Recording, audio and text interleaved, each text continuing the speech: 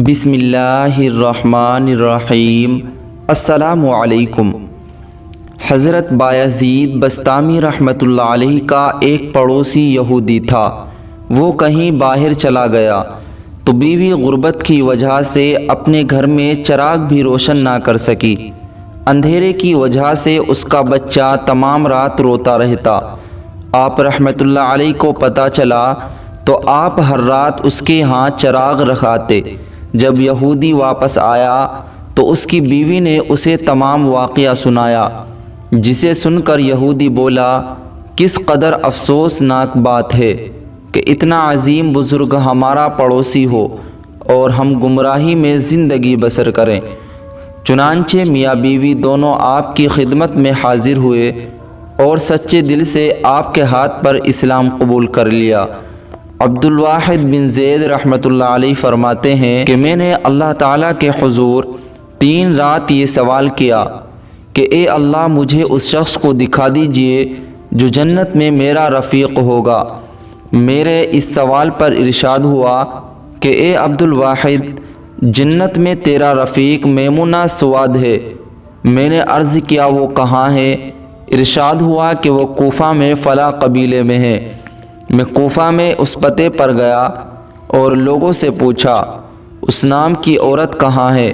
لوگوں نے جواب دیا، وہ تو ایک دیوانی ہے، بکریاں چرایا کرتی ہے۔ میں نے کہا میں اس کو دیکھنا چاہتا ہوں۔ ایک شخص نے جواب دیا، فلاں جنگل میں چلے جاؤ، وہ مل جائے گی۔ میں اس مقام پر گیا، دیکھا تو وہ کھڑی ہوئی نماز پڑھ رہی تھی اور اس کے سامنے ایک اعزا پڑا ہے۔ وہ ایک اون کا کپڑا پہنے ہوئے اور اس کپڑے پر لکھا ہوا ہے، یہ نہ تو بیچی جا سکتی ہے اور نہ خریدی۔ اس کے علاوہ ایک عجیب واقعہ یہ بھی دیکھا کہ بکریاں اور بھیڑیے ایک جگہ چر رہے ہیں۔ نہ تو بھیڑیے بکریوں کو کھاتے ہیں اور نہ بکریاں بھیڑیوں سے ڈرتی ہیں۔ جب اس نے مجھے دیکھا تو نماز کو مختصر کیا اور سلام پھیر کر کہا، اے ابن زید، اس وقت جاؤ، یہ وقت وعدے کا نہیں ہے، کل آنا۔ میں نے پوچھا، تجھے کس نے بتایا ہے کہ میں ابن زید ہوں؟ وہ بولی، یہ خبر نہیں، مگر حدیث میں ہے کہ روحیں ایک جگہ رہتی ہیں، جن روحوں میں وہاں تعارف ہو گیا وہ یہاں بھی آپس میں ایک دوسری الفت کرتی ہیں، اور جو وہاں ایک دوسرے سے ناواقف اور انجان رہے ان کا یہاں بھی اختلاف رہتا ہے۔ پھر میں نے اسے کچھ اور نصیحت کرنے کو کہا۔ وہ کہنے لگی، جس بندے کو دنیا کی کوئی چیز حق تعالیٰ نے دی پھر وہ اسی کی طلب میں رہا، اللہ تعالیٰ اس سے اپنی خلوت کی محبت سلب فرما لیتا ہے اور قرب کو بعد سے بدل دیتا ہے، اور اس کی بجائے وہ جنت اس کے دل میں بٹھا دیتا ہے۔